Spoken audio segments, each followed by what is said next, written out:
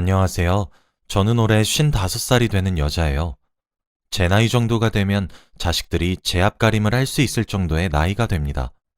성인이 되었거나 성인을 앞두고 있는 나이거든요. 그래서 저희 네 가족에겐 앞으로 행복만 가득한 줄 알았습니다. 그런데 저의 어리석은 실수로 인해 저희 가족의 행복은 산산조각이 나게 되었어요. 저도 제가 무슨 정신으로 그런 어리석은 실수를 하게 된 것인지 정말 알 수가 없습니다. 그로 인해 저는 아이들과 남편에게 몹쓸 짓을 한 엄마가 되어버렸어요. 그래서 지금까지 저희 가족들에게 용서를 구하고 있습니다. 몇 년 전에 비해서는 많이 나아졌지만 그래도 상처를 받았다는 사실은 변함이 없는 것 같습니다. 한순간의 어리석은 실수로 돌이킬 수 없는 상황까지 치닫게 된 것이죠. 제 이야기를 듣고 여러분들도 저와 같은 실수를 하시지 말라는 의미로 이렇게 사연을 보내게 되었습니다. 제 남편은 젊었던 시절부터 참 성실한 사람이었어요. 연애를 할 당시에도 저만 바라봐주고 배려해주던 사람이었죠. 그 모습에 반해 저와 남편은 결혼까지 하게 되었습니다.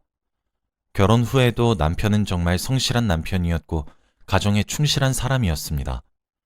사실 저와 남편 모두 집이 가난했기에 결혼하는 과정이 여유롭진 않았어요. 신혼생활을 반지하 단칸방에서 했으니 말 다한 거죠. 처음엔 그 단칸방의 보증금도 모자라서 남편의 누나에게 보증금을 빌려 단칸방에 월세살이를 하며 신혼생활을 시작했습니다. 지금은 번듯하고 유명 브랜드 아파트에 살고 있으나 여기까지 오기에 참 많은 시간이 걸렸어요. 남편은 성실함이 무기였던 사람이었고 이날 이때까지 한 번도 소홀히 살지 않았습니다. 매일 새벽같이 기상해서 회사로 출근을 했고 항상 늦은 밤이 되면 집으로 돌아왔죠. 그럼에도 불구하고 하나뿐인 마누라가 힘들지도 모른다며 가사일도 많이 도왔어요. 그렇게 저희는 참 행복했습니다. 당연히 아이들도 낳았고요. 지금은 첫째인 아들은 대학에 입학을 한 후 1년 정도 다니고 군대에 가 있고 둘째인 딸은 고등학교 3학년인 수험생입니다. 제 어리석은 실수는 지금으로부터 3년 전으로 거슬러 올라가요. 첫째인 아들은 대학에 보내기 무섭게 딸아이가 고등학교에 입학하는 나이가 되었습니다. 아들은 대학에 입학하니 정말 고삐가 풀린 망아지처럼 술을 퍼먹고 밤 늦게까지 놀며 집에 잘 들어오지도 않았어요. 사내 아이라 큰 걱정은 하지 않았지만 적당히 해라 주의만 줄 정도였죠. 그쯤엔 딸아이도 고등학교에 입학을 하더니 독서실을 가겠다 하더라고요. 학원에 독서실까지 가는 딸아이는 항상 밤 12시나 돼서야 집에 들어왔어요.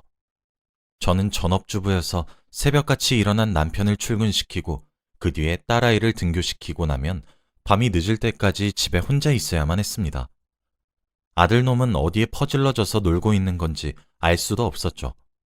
간혹 아들이 집에 있다고 하더라도 오후 내내 침대에 누워 자기만 했기에 제가 혼자 있다는 사실은 다를 바가 없었습니다. 그렇게 쳇바퀴 같은 시간을 보내고 나니까 점점 사람이 우울해지더군요. 무엇을 해도 기운이 없고 집에 혼자만 있단 생각을 지울 수 없을 때가 되었을 쯤에 저는 동호회에 가입했습니다. 적적함을 채우기 위해서 말이죠. 남편도 제가 동호회에 가입한다는 소리를 듣더니 너무 좋다며 잘된 것 아니냐며 함께 기뻐해 주었습니다. 동호회에 가입을 하고 싶어도 제가 할 줄 아는 것이 아무것도 없더라고요. 이 나이가 되도록 집에서 살림만 하고 살았으니 뭐 할 줄 아는 것이 있어야죠. 제게 있는 것은 건강한 두 팔과 다리뿐인 것을요. 그래서 저는 만만해 보이는 등산 동호회에 용기를 내어 가입을 하게 되었습니다. 막상 낯선 사람들이라고 생각을 했었을 땐 두려운 마음이 조금 있었는데 회식도 하고 얘기도 해보니 친구가 생긴 것만 같아 너무 재미있고 신이 나더라고요. 솔직히 먹고 사는 문제랑 애들 키우는 것에 바빠 이젠 주위에 남은 친구도 없었는데 너무 좋았습니다. 그렇게 저는 동호회에 점점 녹아들어갔어요. 그런데 등산을 막상 해보니 등산 동호회를 제일 만만하게 생각했었는데 전혀 만만하지 않더라고요. 저는 제가 건강한 신체를 가지고 있어서 괜찮을 것이라고 생각을 했는데 등산 과정 자체도 참 험난하더군요. 나이가 나이인지라 까딱 미끄러지면 큰일이 날 수도 있고 그러니 겁도 나고 그랬습니다. 무사히 등산을 완료해도 다음 날엔 끔찍한 근육통이 기다리고 있었죠. 그날도 그랬습니다. 여느 때와 다를 바 없이 동호회 사람들과 등산을 하게 되었는데 제가 젖어있는 나무 뿌리를 밟고 주르륵 미끄러진 적이 있어요. 엉덩방아를 찢고 말았죠. 그런데 일어나려는 과정 도중 발목이 찌릿하더니 삔 것 같더라고요. 그때 저희 동호회 회장님께서 제게 다가왔습니다. 괜찮냐 물으시곤 가방에서 압박붕대를 꺼내 제 발에 돌돌 감아주시고는 저와 함께 하산을 하셨죠. 동호회 부회장님께 다른 회원들을 맡기고 난 뒤 말이에요. 저는 회장님의 부축을 받으며 안전하게 산을 내려올 수 있게 되었고 그 뒤 바로 병원으로 향했습니다. 병원에서는 인대가 늘어났다고 조심하셔야 한다 하시며 응급처치를 참 잘했다 하시더라고요. 진료가 끝나고 난 뒤 저는 회장님께 감사하다며 인사를 드렸고 식사 대접을 하겠다고 했어요. 그때부터였습니다. 회장님과 저는 점점 사이가 가까워졌어요. 동호회 사람들을 통솔하고 이끄는 리더십이 있는 모습도 너무 멋있게 느껴졌거든요. 제가 한번 크게 다칠 뻔했기 때문인지 그날 이후 참석하는 등산에는 저를 항상 살펴봐주는 세심함에 크게 감동했어요.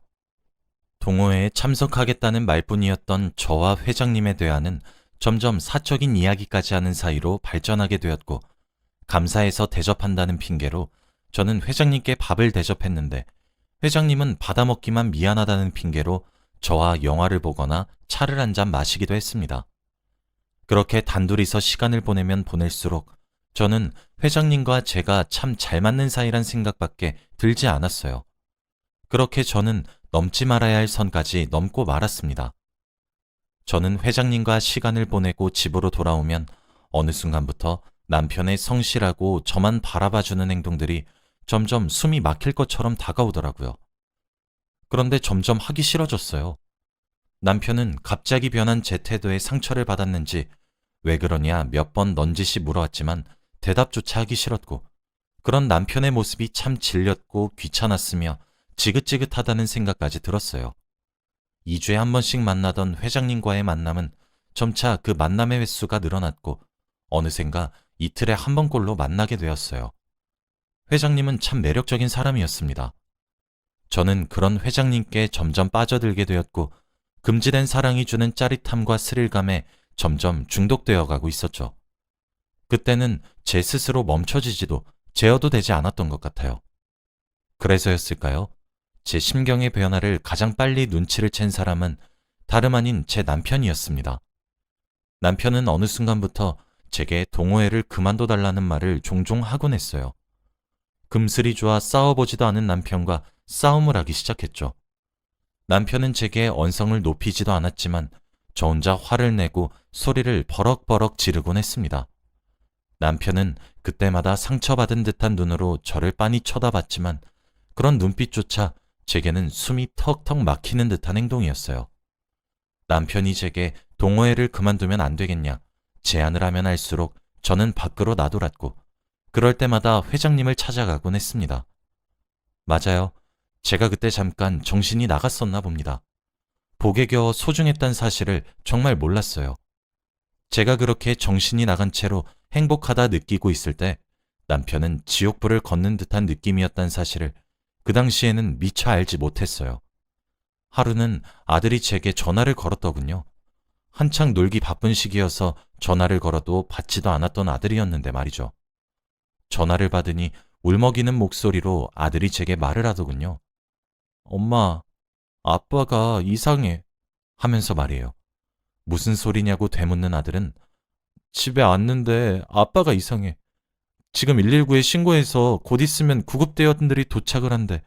엄마도 바로 병원으로 와. 라고 하더군요. 저는 정말 깜짝 놀랐고 바로 허겁지겁 남편이 실려간 응급실로 찾아갔습니다. 남편은 응급처치를 하고 있었고 의료진들의 손길이 바빠 보였습니다. 옆에서 훌쩍이고 있는 아들을 다그치며 무슨 일이야? 빨리 설명해! 라고 소리를 질렀죠. 아들은 제게 오늘은 집에 들어가야 될 것 같아서 집으로 들어왔는데 아빠가 거실 한가운데 쓰러져 있었어. 아빠 잘못되면 어떡해? 하다가 결국 눈물을 쏟는 겁니다. 정말 심장이 철렁하는 느낌이었습니다. 저는 아들의 손을 꼭 잡으며 남편이 눈을 뜨게 해달라고 하늘에 대고 기도하기 시작했어요. 남편은 위세척을 하면서 괜찮아졌죠. 의사 선생님이 말씀하시기를 만약 조금이라도 병원에 늦게 도착했다면 장담할 수 없었을 거라고 말씀하시더군요. 저는 안도의 한숨을 내쉬며 아들에게 병원에 있으라 말을 하고 집으로 돌아갔어요. 남편과 제 옷가지를 챙기기 위해서 말이죠. 집에 도착해보니 여기저기 아주 집안 꼴이 엉망이더라고요. 거실부터 먼저 정리를 하고 있는데 소파 밑에 종이 한 장이 떨어져 있었습니다. 그것은 유언장에 적을 내용들을 연습한 종이처럼 보였죠. 거기엔 남편의 진심이 적혀 있더라고요. 안녕하세요, 변호사님. 이렇게 연락을 드리게 되어 정말 죄송하게 생각합니다. 저는 아내와 이혼을 할 자신도 없고 앞으로 살아갈 자신도 없는 것 같아 이런 결정을 하게 되었습니다. 제가 처음에 말씀드렸던 아내와의 이혼 소송이 아닌 상간남에 대한 소송만 제기해 주시길 간곡히 부탁드려요. 그 정도는 해야 저도 저승 갔을 때 마음 편히 있을 수 있을 것 같거든요. 그렇게 받아낸 위자료는 저희 아들에게 전해주세요. 딸과 아들이 반씩 가질 수 있게 해주시길 부탁드립니다. 그리고 여보, 반지하 단칸방 월세살이부터 시작해서 전세를 살고 자가를 가지게 되기까지 당신이 내 곁에 있지 않았다면 불가능했을 거라고 난 확신하고 있어.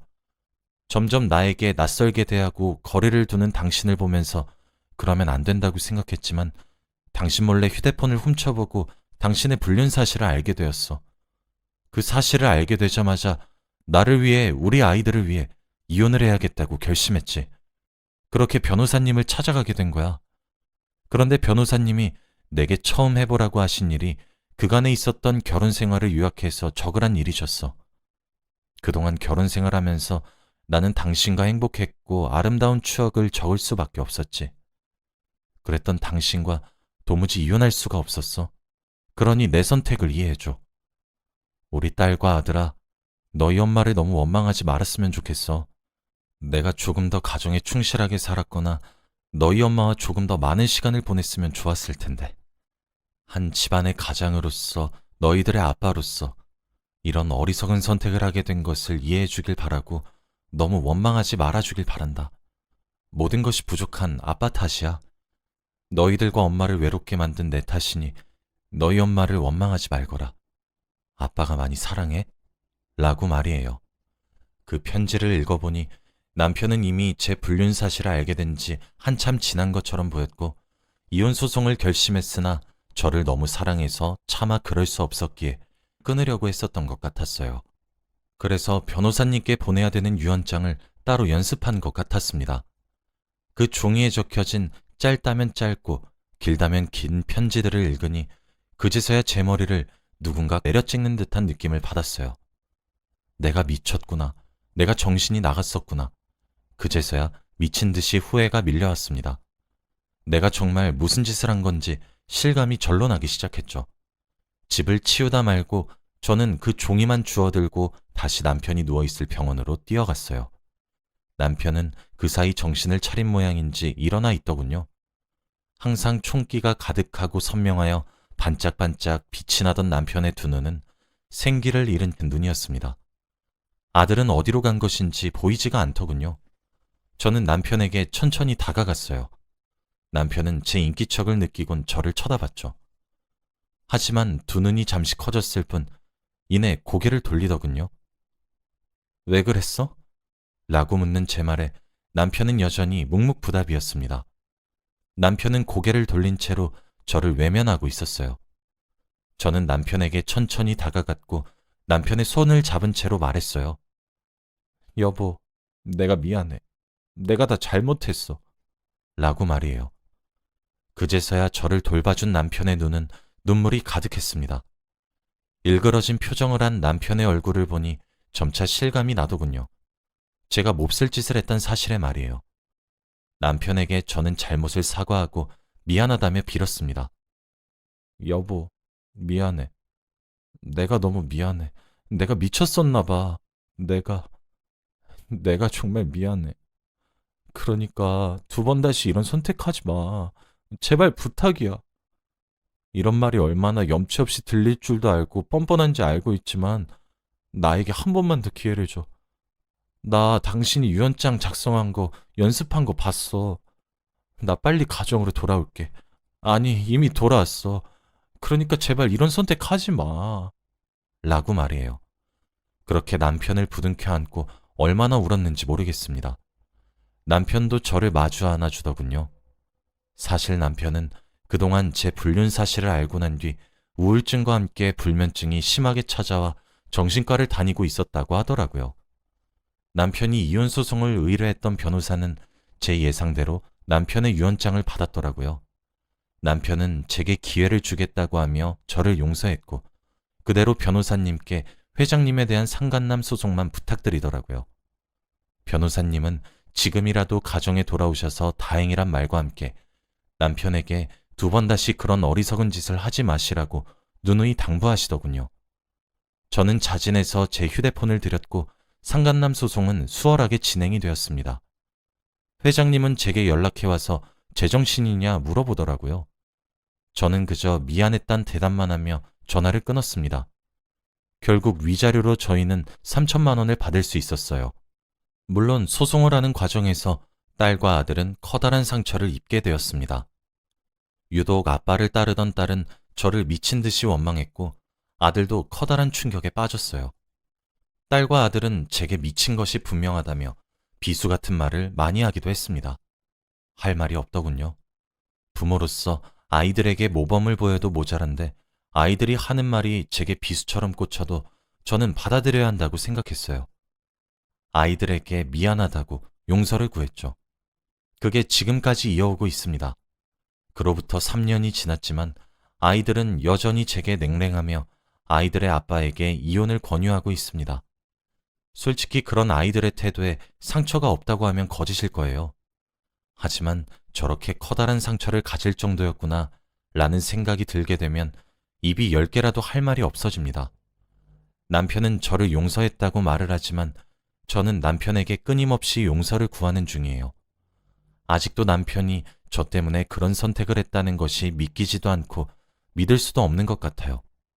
저는 남편의 커다란 사랑을 깨닫게 되어 너무 미안할 뿐입니다. 그리고 그런 남편을 참 많이 사랑하고 있어요.